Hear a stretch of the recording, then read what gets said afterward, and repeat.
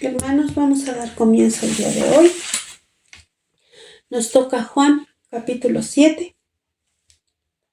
Veamos. Después de esto andaba Jesús por Galilea porque no quería andar por Judea, pues los judíos lo buscaban para darle muerte. Y estaba próxima la fiesta de los judíos, la de los tabernáculos. Y dijeron sus hermanos a Jesús: vete de aquí y márchate a Judea, para que tus seguidores vean las obras que haces. Porque ninguno hace nada en secreto cuando procura ser conocido en público. Ya que haces estas cosas, muéstrate al mundo, porque ni siquiera sus hermanos creían en él, en Jesús. Entonces les dijo Jesús: todavía no ha llegado mi tiempo, pero el tiempo de ustedes siempre está presto. A ustedes el mundo no puede aborrecerlos, pero a mí me aborrece porque yo doy testimonio contra él de que sus acciones son malas. Ustedes suban a esa fiesta. Yo no subo aún a esa fiesta porque todavía no se cumple mi tiempo. Habiendo dicho esto, permaneció en Galilea. Pero habiendo subido sus hermanos a la fiesta, entonces subió él. Subió él también, pero no abiertamente, sino como en secreto. Veamos. El Evangelio de Juan, hermanos, intenta mostrarnos la relación que tiene su presencia en la tierra con las fiestas del judaísmo. En el capítulo 5, vimos que Jesús sanó al paralítico del estanque de Betesda en el día de reposo, y en el capítulo 6 nos deja ver que alimentó a los 5,000, faltando muy poco tiempo para la fiesta de Pascua. Y ahora aquí, en el capítulo 7, comienza diciéndonos que se acerca la fiesta de los tabernáculos. El interés de Juan de mostrar y relacionar a Jesús con las fiestas es porque Jesús es el cumplimiento pleno y absoluto de ellas. Dios ya lo había mencionado de diferentes maneras. Por ejemplo, en las festividades, en cada una de ellas hay un significado que se cumple plenamente en Cristo. Aunque en la historia de Israel también había tenido ya un gran cumplimiento parcial. Por ejemplo, en la Pascua de los judíos que se menciona en Juan 6, que festejaban como recordatorio de su liberación, ya que ahora nuestro Señor Jesucristo es nuestra Pascua. El Cordero que fue resucitado para darnos la auténtica libertad del pecado por medio de su sangre derramada en la cruz, es que somos lavados, justificados y llevados a la plena libertad en Cristo. ¿Por qué Jesús iba a la fiesta de los tabernáculos? Pues porque todo varón de Israel debía subir cada año al lugar que el Señor escogiera, porque Él así lo había mandado. Eso lo dice en Deuteronomio 16:16. Por lo tanto, Él debía asistir a esa fiesta. 3 veces cada año aparecerá todo varón tuyo delante de Jehová tu Dios en el lugar que Él escogiere, en la fiesta solemne de los panes sin levadura, y en la fiesta solemne de las semanas, y en la fiesta solemne de los tabernáculos. Y ninguno se presentará delante de Jehová con las manos vacías. ¿Qué simboliza para nosotros ahora esta fiesta? El cumplimiento en Cristo. Vamos a ver que todo el capítulo 7 está inmerso precisamente en la fiesta de los tabernáculos. En el versículo 2 nos dice que está cerca la fiesta. En el versículo 14 nos dice que es la mitad de la fiesta. Y a la mitad de la fiesta es cuando Jesús subió. En el versículo 37 menciona el último y el gran día de la fiesta, donde él se pone en pie y dice: durante el último y gran día de la fiesta, Jesús se puso de pie y alzando la voz dijo: si alguno tiene sed, venga a mí y beba. Para conocer un poco más de esta fiesta, debemos complementarlo con los capítulos 8 y 9 de este mismo evangelio, formando el bloque completo. Pero conozcamos un poco de cómo se origina esta fiesta, qué se celebra en esta fiesta y cuál es su significado. La fiesta duraba 7 días y se celebraba 5 días después del gran día de las expiaciones. Esto viene en Números 29, 7 y 8. El día 10 del mes séptimo celebrarás una fiesta solemne. En ese día se ayunará y nadie realizará ningún tipo de trabajo. Como holocausto de aroma grato al Señor presentarás un novillo, un carnero y 7 corderos de un año. Los animales no deben tener ningún defecto. Este era el día más solemne en el calendario israelita, ya que era el único día en que el gran sacerdote podía entrar al lugar santísimo y esparcir la sangre de un animal sacrificado para perdón de pecados. ¿Sí? Entonces, y el origen de la fiesta de los tabernáculos se relaciona con el viaje, con el peregrinar de los israelitas por el desierto después de haber sido liberados. Después de haber sido liberados de su esclavitud, en ese tiempo que viajaron por el desierto, lo hicieron viviendo en tabernáculos, en tiendas, y ellos ahora, cuando recordaban su salida y peregrinaje para llegar a la tierra prometida. Así que era una fiesta que miraba al pasado, no tanto para recordar su amarga experiencia de esclavitud en Egipto, sino para recordar con gozo su liberación, una liberación con la intervención directa de Dios. Recordemos lo que dice Levíticos 23 del 42 y 43. Durante 7 días vivirán bajo enramadas. Todos los israelitas nativos vivirán bajo enramadas, para que sus descendientes sepan que yo hice vivir así a los israelitas cuando los saqué de Egipto. Yo soy el Señor su Dios. Por lo tanto, al recordar aquellos días de su travesía por el desierto, recordaban el cuidado que Dios había tenido de ellos, de cómo los había cuidado, de cómo los había cubierto todo el tiempo. El Señor había mandado a Moisés a levantar un tabernáculo en medio del campamento, diseñado al modelo que Dios le había revelado, un modelo celestial. El tabernáculo era una tienda desmontable. Con esta tienda desmontable, Dios siempre quiso hacerle saber a su pueblo que Él está ahí, que Él se adapta a nosotros, que Él siempre va a estar en cada necesidad, que Él está cerca, que Él está presente. Aquí nos muestra que Él viajaba con ellos, y no quiere decir esto que Dios entrara en un pequeño tabernáculo hecho por el hombre, sino que siempre que le busques, Él va a estar ahí de la manera y la forma en que lo necesites. Este era uno de los orígenes de la fiesta, pero no era el único. También tenía que ver con la agricultura. Esta fiesta de los tabernáculos era alegre y gozosa, ya que, como vimos atrás, venían de celebrar 5 días atrás la fiesta de las expiaciones, la fiesta del perdón. Ahora, si unimos a este hecho que todos sus graneros estaban llenos, que habían recolectado todos los frutos, que la siega había terminado y que el Señor había previsto todo, su alimento, entonces imagínense cómo estaban ellos, en una plenitud de gozo, contentos. Era una fiesta, era todo para celebrar.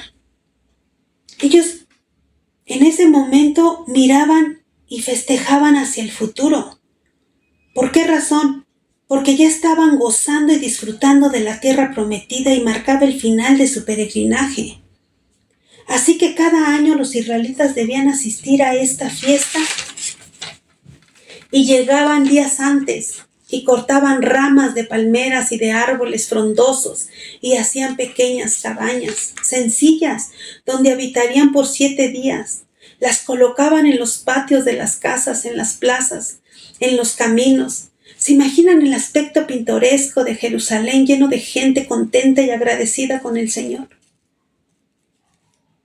Imagínense, hermanos, que nosotros cada que vamos a un evento de los que nos reunimos, cuando vamos a Toluca, cuando vamos a los puntos que Dios nos envía a Puebla, que en esos eventos podamos recordar lo que Dios ha hecho por cada uno de nosotros, el que nos diera la oportunidad de recibirle en nuestro corazón, el hecho de que nos ha salvado de tantas travesías que pasamos día a día, Si nos llenáramos de todo y pudiéramos retraer a la memoria todo lo bueno que hemos recibido en cada día que nos concede ver la luz, podríamos llenarnos de ese gozo que estos hombres sentían cuando hacían esa fiesta, para regocijarnos y disfrutar lo que tenemos que hacer cuando llegamos y ponemos nuestras casas de campaña. Entonces podríamos disfrutar plenamente lo que Dios. Durante esos 7 días se ofrecerían también distintos sacrificios estipulados en la ley. Esto lo puedes ver en Números 29 del 12 al 38.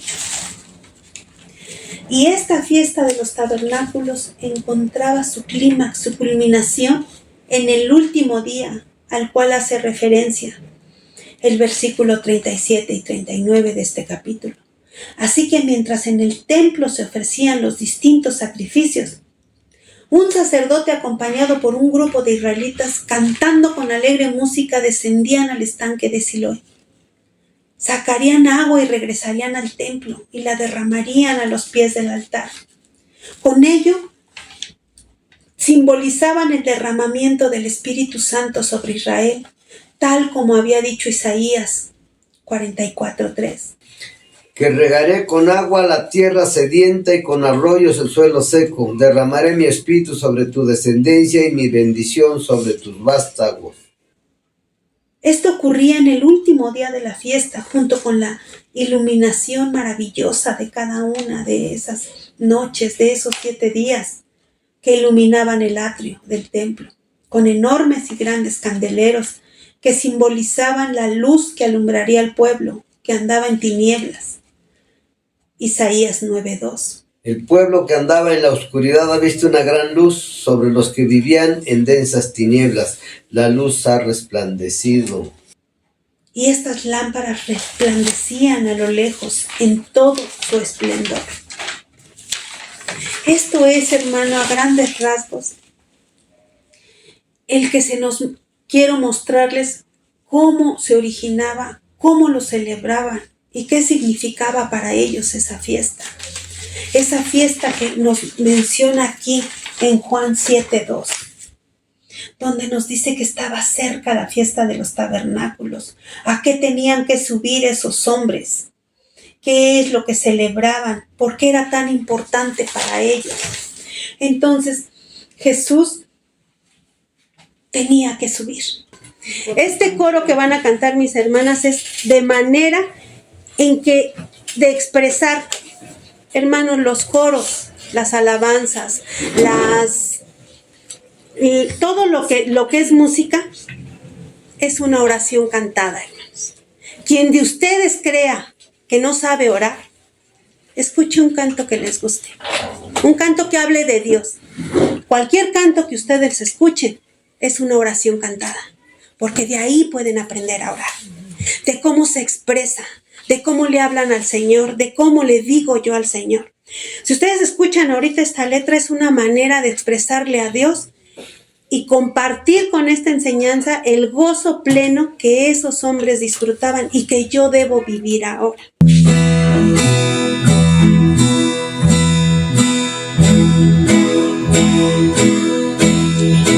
Estamos en fiesta con Jesús, al cielo queremos ir. Estamos reunidos en la fiesta, es Cristo quien va a servir. Poderoso es nuestro Dios, poderoso es nuestro Dios, poderoso es nuestro Dios, poderoso es nuestro Dios. Estamos de fiesta con Jesús, al cielo queremos ir. Estamos reunidos en la mesa, es Cristo quien va a servir. Poderoso es nuestro Dios, poderoso es nuestro Dios, poderoso es nuestro Dios, poderoso es nuestro Dios.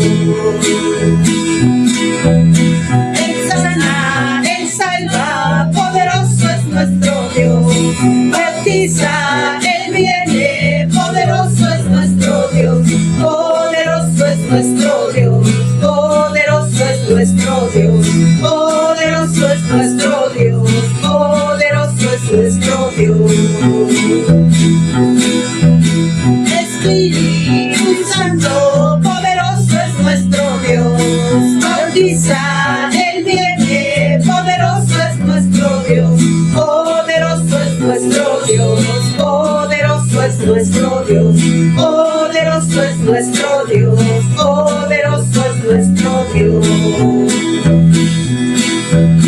El Padre, el Hijo, poderoso es nuestro Dios, bautiza, Él viene, poderoso es nuestro Dios, poderoso es nuestro Dios, poderoso es nuestro Dios, poderoso es nuestro Dios, poderoso es nuestro Dios.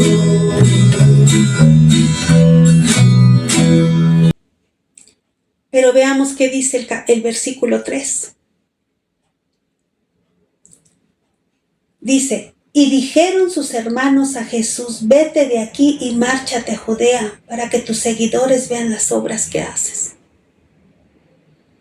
Cuando aquí menciona a sus hermanos, habla aquí de los hijos de José y María.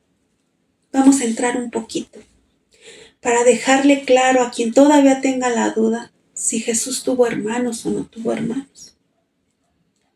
¿Sí? Porque causa controversia aún en día. Hay muchos que todavía creen que María es una divinidad, que no tuvo más hijos, y no aceptan apoyándose en cosas que no tienen validez, que ella fue una mujer que estaba casada con José y que tuvo familia, ¿sí?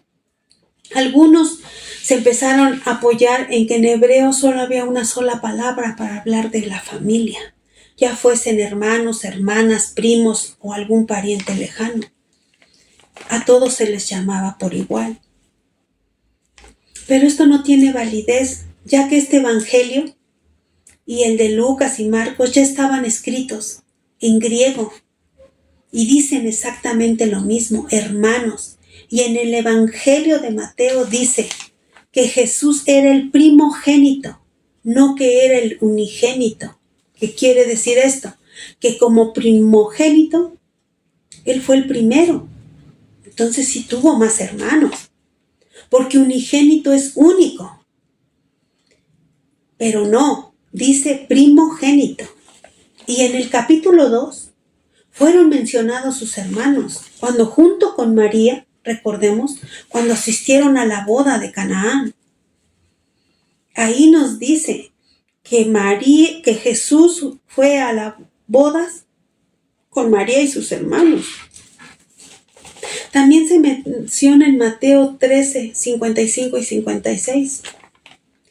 Y ahí mencionan los nombres de sus hermanos. Y también dice que tenía hermanas, aunque no nos diga el nombre de ellas. Entonces esto nos deja la claridad conforme a la palabra de que Jesús sí tuvo hermanos. Pero vamos, versículo 7. Versículo 5, nos dice algo muy triste, que ni aún sus hermanos creían en él. Y por lo tanto había un desencuentro en ellos. Ellos lo incitaban a que subiera a la fiesta y se mostrara para que todos lo vieran, sin importarle su seguridad, ya que ellos sabían que a Jesús querían matarle, los escribas. Quizás sus hermanos, movidos por la molestia que les causaba la fama de Jesús y todos los comentarios que oían de él y que no lograban entender aún lo que Jesús hacía, no lo entendían. No entendían por qué lo hacía. Podría creerse que la razón está en lo escrito en Marcos 3, 20 y 21. Tus hermanos le decían, sal para que tus discípulos vean las obras que tú haces. La idea de estas palabras es ve y haz algo espectacular. Haz un alarde de poder que deje maravillados a todos. El argumento de los hermanos era, si en realidad quieres ser conocido, no te quedes aquí en Galilea. Ve a Jerusalén. Va a estar lleno de gente. Ahí todos te verán. Querían organizar la agenda de Jesús. Pero recordemos que esto no era algo nuevo para Jesús, ya que el diablo había intentado truncar los planes de Dios cuando lo llevó a la ciudad y lo puso sobre la cúspide del templo y le dijo: si eres hijo de Dios, échate abajo, porque escrito está: a sus ángeles dará órdenes acerca de ti para que te lleven en sus manos, para que tu pie no tropiece en piedra. Mateo 4, 5 y 6. Y sus hermanos lo estaban tentando de igual manera para que hiciera una aparición asombrosa, espectacular. No entendían aún que en el mundo espiritual, ellos no entendían eso, no lo podían percibir aún. Ellos, a pesar de ser testigos de los grandes y maravillosos milagros que él ya había hecho, no se habían dado cuenta que esto, en lugar de convencer a los escribas, era lo que los llevó a querer matarle. En su capacidad humana, sus hermanos creían que Jesús necesitaba hacer algo más grande. Eran ignorantes en cuanto a la dinámica espiritual. Ellos no entendían aún que Jesús no había venido solo a hacer milagros, para dejar atónitos y con la boca abierta de asombro a los hombres, porque esto al final nos habría dejado con los mismos problemas que hay en el mundo y habríamos quedado igual de vulnerables cuando Él dejara este mundo. Él había venido a dar su vida para salvar a los pecadores de sus pecados, y eso sí que ha cambiado la historia de este mundo. Seguramente era triste para Jesús que ni sus propios hermanos creyeran en Él ni entendieran a qué vino. Esto es algo que vivimos nosotros cuando recibimos a Jesús en nuestro corazón y toda nuestra familia aún no. ¿Qué pasa? ¿Qué pasa cuando nosotros recibimos a Cristo? Yo creo que todos pasamos por ahí, hermanos, que somos rechazados, nos dejan de hablar, nos etiquetan. Eso estaba sintiendo Jesús aquí con su familia. Ahora recordemos que en el capítulo 6, 66 de este mismo evangelio nos dice lo difícil que fue para Él cuando muchos de ellos le abandonaron. Después de haberlos alimentado a esos 5,000, muchos de ellos, cuando Él les explicó que Él no era un pan de trigo ni de cebada, sino que Él era el pan de vida, su capacidad humana no lo pudo entender y lo abandonaron, porque no podían creer en lo que no entendían. Y ahora mismo lo estaba viviendo con sus hermanos. Y muchas veces seguimos ahora en la actualidad haciendo esto. Los que no logramos entender la palabra, los que no logramos entrar en ese mundo espiritual para poder entender lo que Dios quiere de mí, lo que ahora a mí me toca, decidimos mejor renunciar. Decidimos abandonar por falta de conocimiento, porque el que no entiende, pues no puede creer. Y eso es lo que está pasando en los tiempos y eso es lo que Él estaba viviendo. Pero Jesús siempre le había dado prioridad a su familia espiritual ante su familia de la carne. En Mateo 12, 47, 50 nos lo explica y nos hace ver que siempre le dio prioridad al que creía. Su familia en la carne tuvo que convertirse, como tú y como yo. Tuvieron que creer. Hermanos, el hecho de que un niño nazca en una familia cristiana no lo hace cristiano.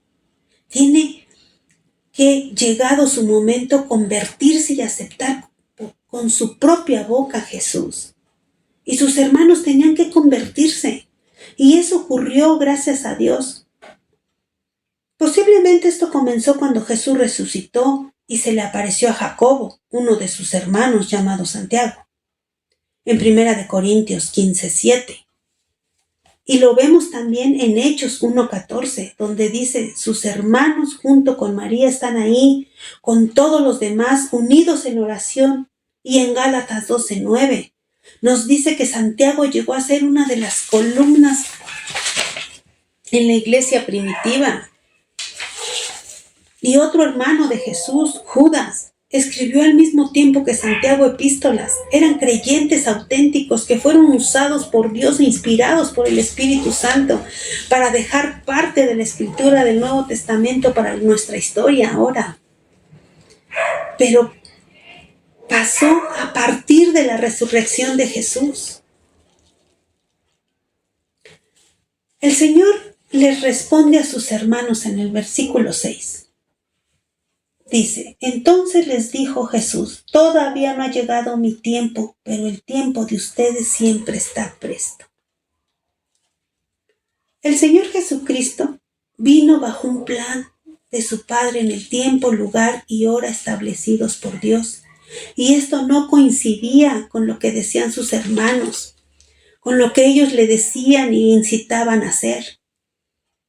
A Jesús no le interesaba buscar su propia gloria, sino la gloria del Padre. Y esto lleva a sus hermanos a comportarse como todos los judíos, que esperaban a un hombre, a un Mesías, que se mostrara como un glorioso rey, triunfante contra los enemigos que los habían invadido, los romanos. Y el Señor, en su contestación donde les dice, mi hora aún no ha llegado, en esta expresión, en el Evangelio de Juan, apunta a la cruz y la glorificación que vendría inmediatamente junto con ella. Pero ellos no entendían esto. Ellos no actuaban de acuerdo a un programa divino como Jesús. Ellos hacían lo que les venía en gana, como el hombre hace ahora, que no cree y que hace lo que quiere. Que mientras un verdadero creyente debe enfocarse en el mandamiento divino, como nos dejó el ejemplo Jesús. Pablo dice, no hemos sido salvados por obras, pero sí que hemos sido creados en Cristo para hacer buenas obras, las cuales Dios preparó de antemano para que nosotros anduviéramos en ellas. Al igual que el Señor Jesucristo, tenemos un programa en esta vida, un programa divino que tenemos que cumplir. Somos hijos de proyecto, nunca olvidemos eso. Versículo 7 dice, a ustedes el mundo no puede aborrecerlos, pero a mí me aborrece, porque yo doy testimonio contra él, el de que sus acciones son malas. El planteamiento de los hermanos de ir a Jerusalén cuando le dicen manifiéstate para que crean en ti, no tenía en cuenta un detalle importantísimo, y es el de la enemistad del mundo contra Cristo. El mundo que aquí hace referencia a ese sistema, a ese conjunto de hombres caídos que muestran su hostilidad contra Dios y contra todos sus principios y que son dirigidos por el diablo. En ese momento los hermanos formaban parte de ese mundo hostil e incrédulo contra el Señor Jesucristo. Por esa razón el mundo no los aborrecía a ellos, no eran un enemigo a vencer. Pero en el Señor Jesucristo, que no formaba parte de ellos, claro que había un enemigo a vencer, y por eso había tanta hostilidad contra él, ya que él no formaba parte del mundo, sino que por lo contrario, testificaba que sus obras eran malas. ¿Cómo testificaba esto Jesús? Por un lado, con su propia presencia, con su comportamiento y rectitud en su vida tan diferente a ellos. Los ponía, los evidenciaba que lo que hacían y decían era malo, que no era correcto su comportamiento. Eso, junto con sus enseñanzas y normas elevadas de moral y sus reglas humanas, los exhibía aún más, hermanos. Por eso ahora una de las cosas que te van a funcionar a ti como hijo de Dios para evangelizar a tu familia va a ser tu comportamiento lo más pegado al comportamiento de Jesús, el cual tú vas a ir aprendiendo en cuanto vayas conociéndolo, leyendo la Escritura. Ese va a ser el verdadero evangelio para los tuyos. ¿Por qué? Porque el resplandor y la gloria del Altísimo exhiben lo sucio. Y esto es lo que pasaba con Jesús. Su comportamiento, sus acciones, todo lo que él hacía era bueno, era perfecto. Y eso exhibía la imperfección de los que estaban al lado. Y por eso tenían esta contienda contra él. Y no solo vino a mostrarse, a mostrarse al mundo o a tener enemistad con su comportamiento y sus acciones, sino que también con las denuncias directas de pecado que Jesús les hacía. Porque a veces es necesario, hermanos. Jesús siempre lee el Evangelio y Jesús siempre enseña la verdad. Y la verdad duele. Recuerden en el capítulo 2 de este Evangelio cuando el Señor entró en el templo, lo purificó y cómo acusó a aquellos dirigentes religiosos que robaban en la misma casa de Dios. Claro que esta es la verdadera razón por la que muchos rechazan el Evangelio y su enemistad contra Dios, porque Dios testifica de ellos. En Juan capítulo 15, del 18 al 21 dice, y si el mundo los aborrece, sepan que me ha aborrecido a mí antes que a ustedes. Si fueran del mundo, el mundo amaría lo suyo, pero no son del mundo, sino que yo los elegí de entre el mundo, por eso el mundo los aborrece. Recuerden la palabra que les dije, no hay siervo que sea mayor que su Señor. Si a mí me han perseguido, también a ustedes los perseguirán. Si han guardado mi palabra, también guardarán la suya. Entonces, si yo he vivido algo similar a lo que Jesús ha vivido, esto me asegura que Él me comprende y que Él me cuida y que Él me protegerá y me sacará adelante. En Juan 17:14 dice, Juan 17:14, yo les he dado tu palabra y el mundo los ha aborrecido porque no son del mundo como tampoco yo soy del mundo. Entonces tenemos la cobertura de Dios. Él nos ha llevado ante el Padre para que seamos protegidos por Él. Entonces, sin temor alguno, yo puedo creer en este momento y tener la certeza de que yo soy cubierta por el Altísimo. Por lo tanto, es la verdad la que Jesús predicaba, la que le causaba el rechazo en este mundo. Claro, los hermanos de Jesús no sufrían esta oposición. Ellos estaban identificados en este mundo. Ellos estaban pensando y actuaban como el mundo. Por eso Él les dijo, el mundo no puede aborrecerlos a ustedes, pero a mí sí. Y les dijo, suban ustedes a esa fiesta. Hermanos, aún entre nosotros hay muchos que podemos participar en muchas cosas, en muchas actividades de la iglesia, sin tener una fe genuina. El Señor aquí fue radical y les dijo, yo no voy con ustedes, porque no había una comunión entre ellos, no tenían el mismo fin, ellos aún no entendían la asignación de Jesús. Hermanos, nosotros debemos plantearnos hasta qué punto debemos y podemos relacionarnos con personas que no comparten nuestra fe. Porque muchas veces esto nos lleva a anteponer la relación familiar, anteponer a nuestras amistades, a nuestros hijos, a nuestro trabajo. Y comprometemos nuestra fe. Entonces debemos de sí plantearnos esto y decirnos, ¿qué estoy haciendo? ¿Cómo lo estoy haciendo? Seamos como Jesús. Tomemos el ejemplo de Jesús. Tuvo muchas tentaciones, las hemos visto a lo largo de este pasaje desde el capítulo 1. A partir de que el diablo lo empezó a tentar, vinieron varias ocasiones en que fue tentado a desviarse de lo estipulado por Dios que él venía a hacer. Pero él se mantuvo. Tomemos este ejemplo de Dios, de Jesús en la tierra. Él vino a mostrarse como hombre para enseñarnos de que sí se puede. Y nos vino a poner el ejemplo. Y la Escritura es el libro que nos va a llevar para poderlo ejercer y practicarlo.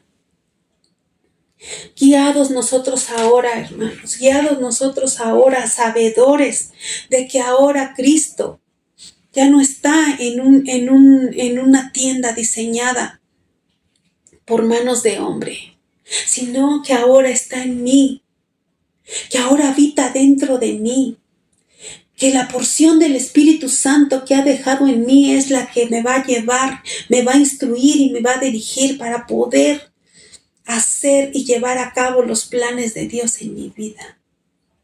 Así es de que, hermanos, el ejemplo nuestro es Jesús.